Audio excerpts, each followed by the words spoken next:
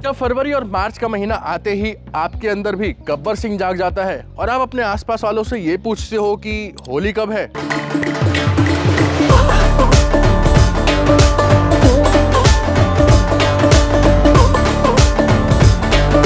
मैं भी बचपन से जब होली खेलना मैंने शुरू किया उसके बाद से हमेशा से ये तो जरूर सोचता था कि ये जो रंग है, ये गुलाल है, ये बनते कैसे हैं।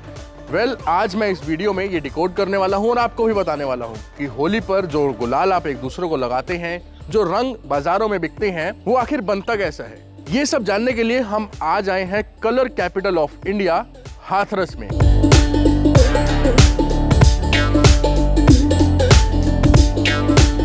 उत्तर प्रदेश के पश्चिमी छोर पर पड़ता है ब्रज प्रांत।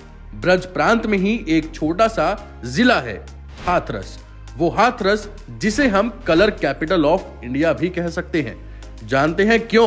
क्योंकि 140 करोड़ की आबादी वाले भारत में होली के रंग गुलाल जो इस्तेमाल होते हैं, उनका बहुत बड़ा हिस्सा यहीं बनकर तैयार होता है। हाथरस में 8 से 10 बड़ी फैक्ट्रियां हैं जिनमें रंग गुलाल बनते हैं और भारत ही नहीं, दुनिया भर में एक्सपोर्ट होते हैं। ये कारखाना है, कारखाना रंगों का, कारखाना गुलाल का। हरा गुलाल, लाल गुलाल, गुलाबी गुलाल, यहां हर तरफ आपको रंग ही नजर आएंगे। धरती पर बिखरते रंगू, बोरियों में भरे रंग, छोटे छोटे पैकेट्स में कैद होते रंग। आखिर ये क्या जगह है? आखिर क्यों यहां हर तरफ बेशुमार रंगों की भरमार है? हाथरस में होली के रंगों का जो कारोबार है करीब 70 साल पुराना है। हमारे पिताजी ने, ताऊजी, बाबा ने चालू किया था इसको। 70 साल पुराना इतिहास, उससे पहले नहीं था रंग गुलाल का काम हाथरस में। बनाने का काम 70 साल पहले उन्होंने चालू किया, उसके बाद में करीब 50 साल से एकदम राह पकड़ी है इसकी। सुना आपने, 70 साल। रसिक बिहारी उस कारोबारी खानदान से आते हैं जो 70 सालों से देश दुनिया को रंग और गुलाल सप्लाई कर रहा है। आलम यह है कि अब इस परिवार की चौथी पीढ़ी इस कारोबार को संभाल रही है। हालांकि ऐसा नहीं है कि सारा गुलाल या रंग सिर्फ बड़ी फैक्ट्रियों में बनता है। घरों में भी रंग गुलाल बनाने का काम होता है और इससे उनकी रोजी चलती है। लेकिन जिस तरह इंडस्ट्री पहले से ज्यादा ऑर्गेनाइज हो रही है, कस्टमर्स क्वालिटी को लेकर सजग हो रहे हैं, इसी तरह तोता ब्रांड की यात्रा भी नए मोड़ ले रही है। मेरा नाम कृष्ण बिहारी गर्ग है और मैं रंग व्यापार में मैं एज अ 4th जनरेशन काम कर रहा हूँ। मेरे ग्रेट ग्रैंडफादर लेके आए थे इस व्यापार को यहाँ पर, और जब से हम लोग टेक्नोलॉजी में भी काफ़ी कुछ चेंजेस किए हैं और हर साल करते रहते हैं, नए नए प्रोडक्ट्स निकालते रहते हैं ताकि डिमांड मार्केट में बनी रहे। तो अब जैसे कि लोग पढ़ लिख गए हैं तो उनको अंदाज़ा हो गया है कि हमें हर्बल चीज़ लेनी है और हर्बल प्रोडक्ट्स की तरफ जाना है। बाजार की मांग के कारण रंगों और गुलालों को खास तौर से हर्बल और ऑर्गेनिक तरीकों से बनाया जा रहा है। हमें जो बताया गया उसके मुताबिक अरारोट और मक्के के आटे से गुलाल बनाए जाते हैं। एक दौर ऐसा भी था जब चेहरे पर चांदी जैसा वार्निश पेंट दिख जाता था। कई बार नुकसानदायक काला रंग और कई बार तो कीचड़ तक से होली खेली जाती थी। लेकिन अब शहर से लेकर गांव कस्बों तक लोग जागरूक हो रहे हैं। आज हम और आप सबसे पहले सेहत की बात करते हैं। ऐसे रंग और गुलाल तलाशते हैं जिनसे त्वचा को कोई नुकसान न पहुंचे। जाहिर है हाथरस के कारखानों में रंग बनाने के तरीकों में भी काफी बदलाव आया है। बाजार की डिमांड और नई तकनीक के साथ होने वाले प्रयोगों को भी हाथरस में लाया गया है। नई पीढ़ी ने इस पूरे कारोबार की शक्ल बदल दी है और बाजार की मांगों को ध्यान में रखते हुए अलग अलग एक्सपेरिमेंट्स किए और मशीनरी भी लगाई, जिससे गुलाल बनाने का सारा काम नए सिरे से चला है। Apart from this, every year we are going to expand our business with many new ideas and various technologies. इस साल हमने निकाला है सर गुलाल बॉम्ब करके निकाला है।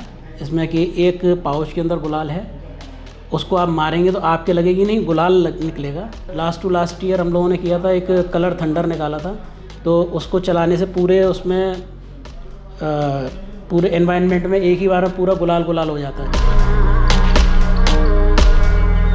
तो colour capital of India Hathras में हम आए और यहाँ पर हमने विजिट की एक बहुत ही पुरानी कलर फैक्ट्री। ये फैक्ट्री करीब 75 साल पुरानी है और ये कहा जाता है कि इंडिया में जो सबसे पहली फैक्ट्रीज लगी थी रंग बनाने की, उनमें से ये एक है।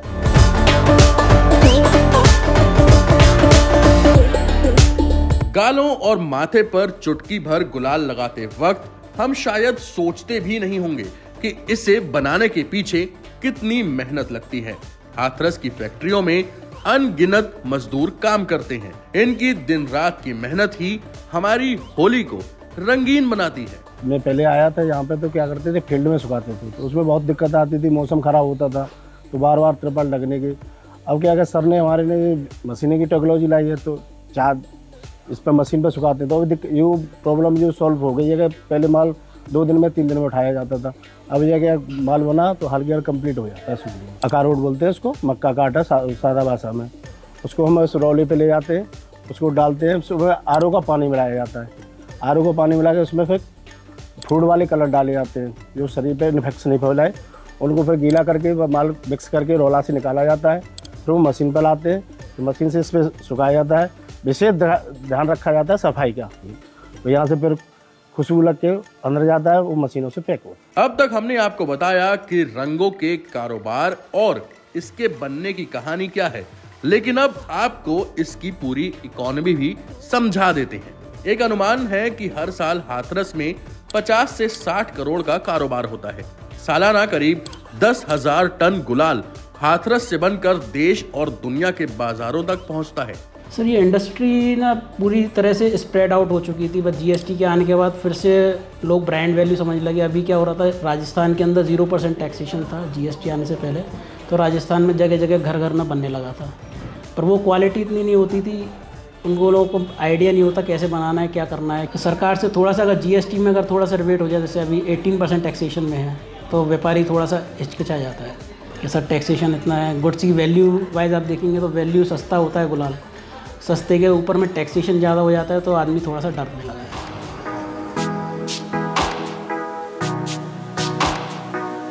कारोबार है तो सरकार से उम्मीदें भी हैं। रंग कारोबारी चाहते हैं कि जीएसटी में उन्हें थोड़ी सी रियायत मिले। मौसम एक बड़ा फैक्टर है। अगर होली सर्द दिनों में पड़ जाए तो गुलाल की मांग घटती है, गर्म दिनों में पड़े तो मांग बढ़ जाती है, क्योंकि रंग बनाने का काम दिवाली के बाद शुरू होता है और शिवरात्रि तक चलता है, तो मजदूर भी ठेकेदार ही मुहैया करवाते हैं। और अगर गेहूं और आलू का सीजन हैवी हुआ तो कई बार मजदूरों की मांग भी बढ़ जाती है।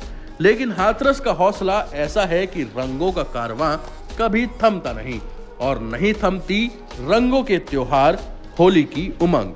मुकुंद झा, जी बिजनेस।